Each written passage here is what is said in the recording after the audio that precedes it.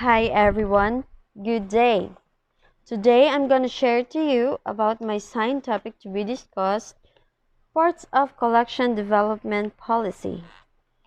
By the way, I am Queenie Arswana, a librarian from JRMSU Tambilisan Campus, Zamboanga del Norte.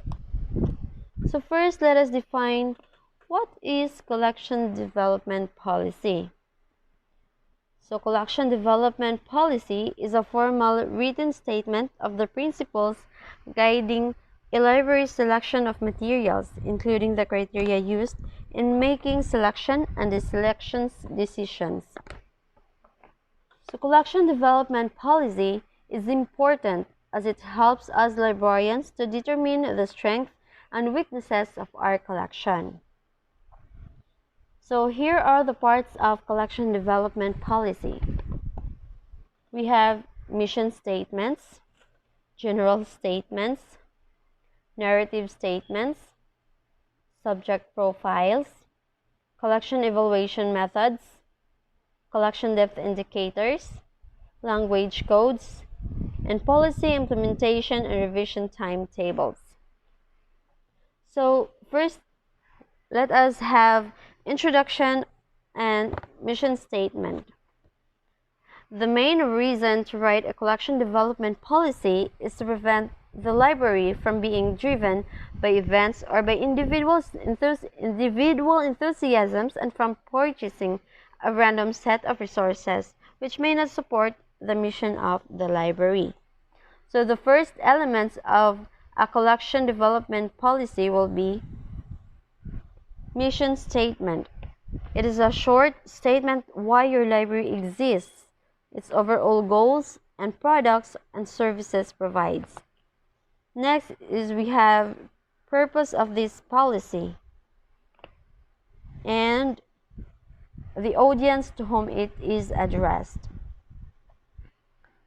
So it should also include brief statement about the community or user groups, the types of programs the library collection serves, the size of the collection, such as including number of periodicals, monographic volumes, electronic resources, languages represented of the collection.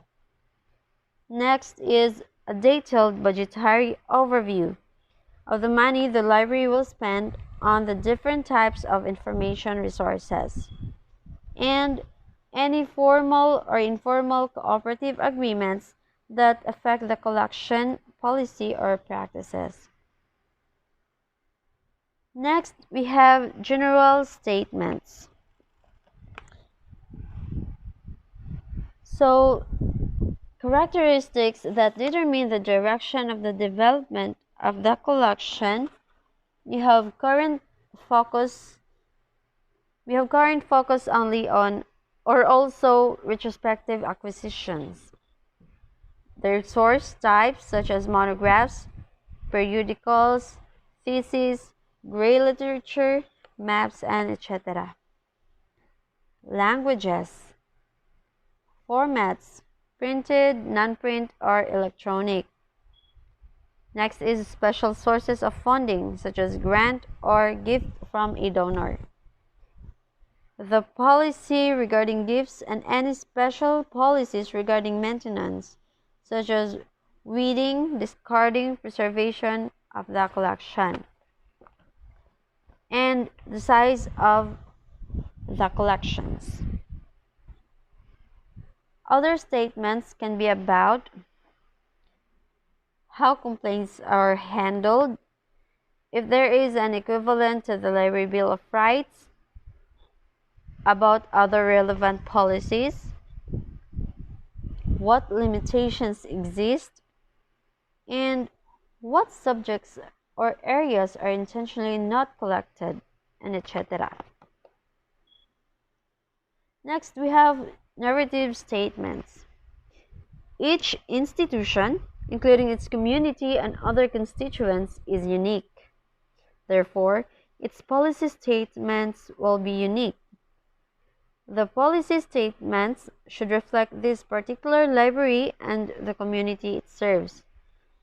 So in narrative statements, we have statements that should be made of special subject or format collections that represent unique materials, and for which special guidelines apply and which formats are excluded. Next is the scope of coverage. It should be described such as languages collected or excluded, geographical areas covered and or specific areas excluded, chronological periods covered by the collection in terms of intellectual content and in terms of publication dates and specific periods excluded. Next is the library's collection scheme and descriptors. Subjects should be described in terms of the library's classification scheme and subject descriptors. Next is library unit or selector responsible for the collections. Other categories of useful local information such as interdisciplinary relationships and consortial relationships, policies for acquiring access to information, and other factors of local importance.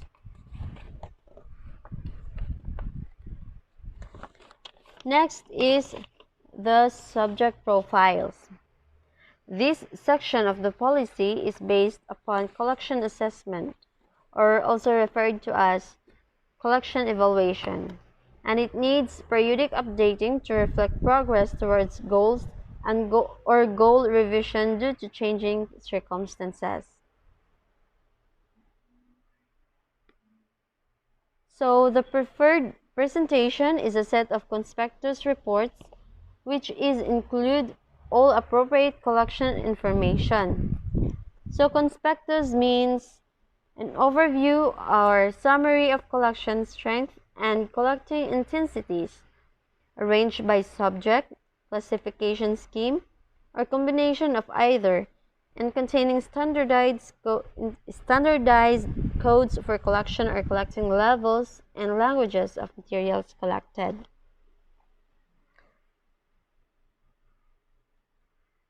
Such as conspectus is a synopsis of a library collection or of a consortium's or network's coordinated collection development overview or policy. So the first conspectus was developed by the Research Libraries Group, or RLG, and was subsequently adopted by other groups such as the WLN, or the Western Library Network. The information should be provided for each conspectus division, or 24. Category, we have 500, and the subject, we have 4,000 evaluated by the library. So I already provided you the list of the 24 conspectus divisions on your soft copy. And that would be all. And there is a part 2 of this report to be discussed by Miss Emilia Vallejo. It is about the collection evaluation methods, collection depth indicators, language codes, policy implementation, and revision timetables. Thank you.